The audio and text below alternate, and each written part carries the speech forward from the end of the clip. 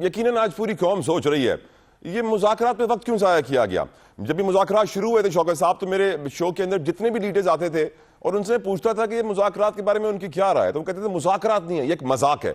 और वाकई मजाक साबित हुआ। आखिर आपको नहीं लगता कि सर ये मुज़ाकरात होने चाहिए थे? बहुत जल्दी खान साहब ने कॉल ऑफ कर दिए मुज़ाकरात। अगर ये मुज़ाकरात आगे बढ़ते तो पीटीआई को थोड़ा सा स्पेस मिलता, फायदा होता। जल्दबाजी में नजर आए खान साहब। शौकत यूसुफजई साहब।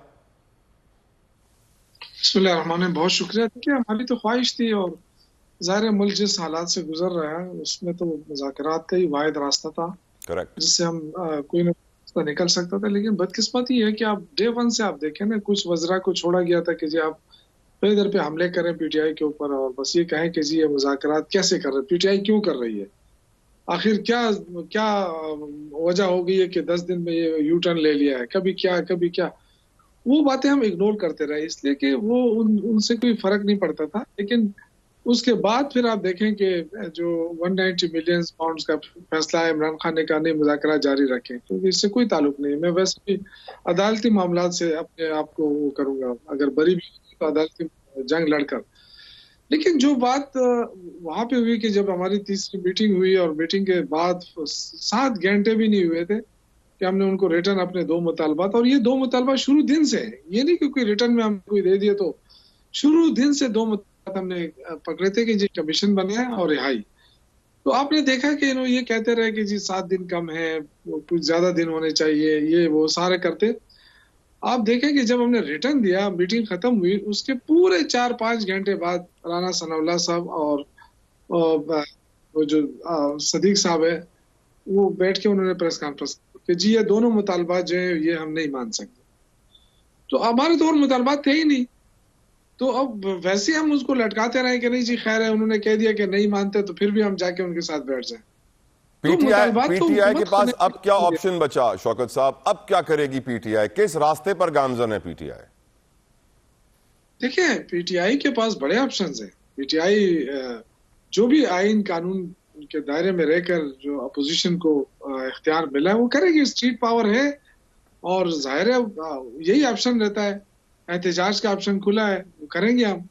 और देखिए हुकूमत उसके बाद कितने और मुकदमे दर्ज करती है, कितने लोगों को पकड़ती है, क्या इससे मुल्क की मईशत बेहतर हो जाएगी? आखिर हुकूमत खुद भी अपने रवैये पे सोचे कि उन्होंने इतना बड़ा मौका क्यों जाया किया। जब आप झूठ बोलते हैं, कौम के सामने आके कहते हैं कि जी हमारा तो मईशत हमारी ठीक हो गई, हमने ट्रैक पे डाल दिया है, फिर उसके एक हफ्ते बाद जो है ना आपका वजीर खजाना बयान देता है कि मशरिक वस्ता के 2 बैंकों से $1 अरब कर्जा हम ले रहे हैं। जब मईशत ठीक हो गई तो फिर कर्जा क्यों ले रहे हैं आप? बिल्कुल तो ठीक आप अवाम को तो आपने कोई तकलीफ नहीं दिया। 2 सालों में 27,000 अरब का कर्जा लिया, अब $1 अरब का और कर्जा अभी ले रहे हैं। बिल्कुल। तो ये पैसा कहाँ जा रहा है, ये भी तो कौम को पता है ना। 1 रुपए के मैं आपको भी थोड़ी देर में बताता हूं कि सर ये पीका एक्ट के बाद कितने सारे इदारे बन रहे हैं, कितनी भर्तियां होंगी, कितना पैसा लगेगा। बहुत पैसा लगेगा, इसको हम डिस्कस करेंगे। लेकिन राजा रियाज साहब मेरे साथ मौजूद हैं। अलामी यूसुफजई साहब। राजा रियाज साहब, अगर पीटीआई दोबारा अपनी स्ट्रीट पावर दिखाने पर आ गई, एहतजाज की कॉल दे दी, बिलावल साहब अलग नून लीग से नाराज हैं, साफी अलग नून लीग की हुकूमत से नाराज हैं, डोंट यू थिंक कि हुकूमत के लिए प्रॉब्लम्स बहुत बढ़ जाएंगे फिर?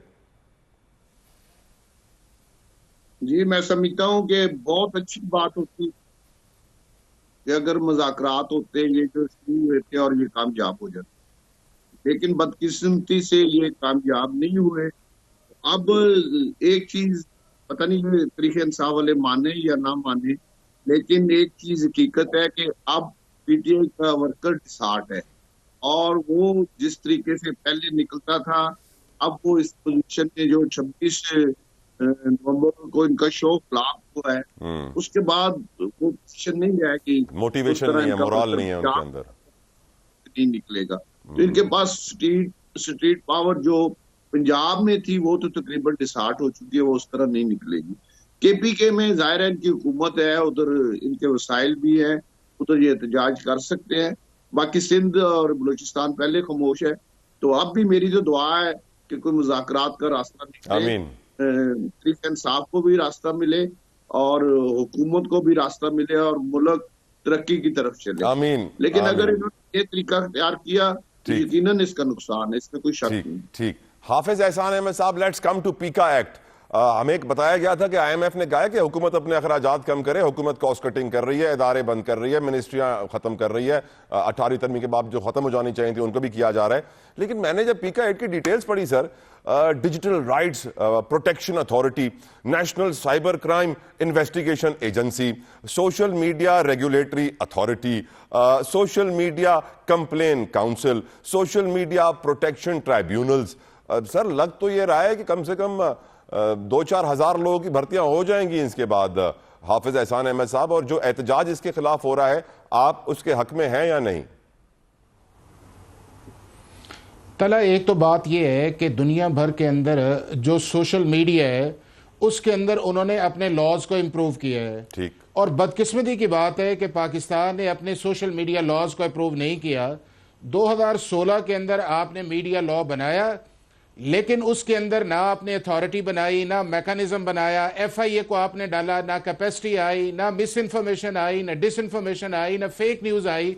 सर हमारे यहाँ तो 18वीं सदी का कानून, हाफिज साहब कितने सारे लॉज 1800 सदी के हैं। इस चीज के अंदर है कि दुनिया भर के अंदर जो है जो डेफामेशन सिविल ऑफेंस है, लेकिन अमेरिका, बरतानिया, यूरोपीय यूनियन के ममालिक और आपके दूसरे ममालिक जो है उन्होंने सोशल मीडिया लॉज की वायलेशन के ऊपर क्रिमिनल ऑफेंस किया है।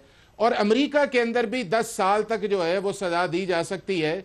हमारे मुल्क के अंदर अगर 3 साल की सजा उन्होंने तजवीज की है, फेक न्यूज को पहली दफा डिफाइन किया है, मिस इन्फॉर्मेशन को पहली दफा डिफाइन किया है, तो ये कोई ऐसी चीज नहीं है कि दुनिया से हम हटके हैं।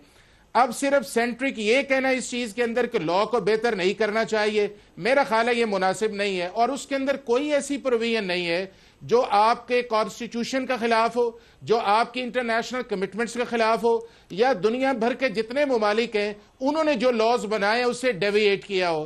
तो ये एक जो चीज की जा रही है इसकी बहुत पहले गुंजाइश थी, लेकिन इसको फ्रीडम ऑफ एक्सप्रेशन या फ्रीडम ऑफ इंफॉर्मेशन के नाम पे एक्सप्लॉइट किया गया है। और अगर गवर्नमेंट ने ये एफर्ट की है तो ये बिल्कुल वक्त का तकाजा भी है। और PTI ने भी अपने दौर के अंदर ऑर्डिनेंस लेके आए थे, लेकिन उसको इस्लामाबाद हाई कोर्ट के चीफ जस्टिस ने जो है वो सेट असाइड कर दिया था।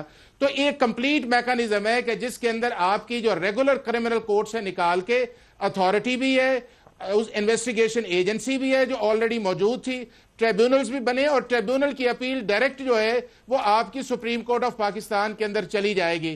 तो एक कंप्लीट मैकेनिज्म। हाँ, दूसरी तरफ जो है कि जो इदारे बनाना जो है जहां जरूरी है बनाने चाहिए, और जहां इदारे बने हुए हैं उन्हें किसी और बुनियाद के ऊपर फारिग करना। अभी मैं आपको एग्जांपल देता हूं कि अभी हमने एक पाकिस्तान जनरल कॉस्मेटिक अथॉरिटी बनाई, अभी उसको इन्वोक ही नहीं किया और हम उसके वाइंड अप की तरफ चले गए हैं। इस तरह जो है कि 65 मिनिस्ट्रीज को हमने टेक ऑन किया हुआ है। तो मेरा यह ख्याल यह है कि गवर्नमेंट को साइमल्टेनियसली जो है एक अच्छी स्ट्रेटजी के साथ आना चाहिए, सिर्फ अपनी चीजों को मुकम्मल नहीं करना चाहिए कि जी हमने IMF का टारगेट पूरा करना है। Point taken Hafiz Sahab. Tayyab, your views on this PECA act? जी, पीका एक्ट जो है वो वक्त की जरूरत है, मैं ये समझ रहा हूं, क्योंकि इस हवाले से इस्लामाबाद हाई कोर्ट का एक फैसला मौजूद है जिसमें उन्होंने कहा था कि इसमें मजीद जो है वो अच्छा तरीके के साथ जो है वो तरमीम लाई जाए और जदीद वक्त के तकाजों के तहत जो है वो तरमीम होनी चाहिए। ये तो खुद इस्लामाबाद हाई कोर्ट का ही फैसला है। और दूसरा, हम अगर देखते हैं कि पूरी वर्ल्ड के अंदर, आप बरतानिया में देख लें कि सोशल मीडिया के ऊपर बरतानिया में क्या क्या सजाएं हुई जो गलत इस्तेमाल हुआ था, तो पाकिस्तान में देखें चीजें तो बन तो जाती हैं, कवानीन भी बन जाते हैं, उनका इतलाक किस तरीके से क्या सही होता है नहीं होता वो एक अलग बहस है। लेकिन अगर हम जदीद उसमें देखें डाटा मैनिपुलेशन हो रही है, पर कंसेंसस स्टेक होल्डर्स को ऑन बोर्ड लेना। तैयब, सारी सहाफती तंजीमें एहतजाज पे उतर आई हैं, उनको ऑन बोर्ड लेना चाहिए था। ये जरूरी था कि ऑन बोर्ड लिया जाता।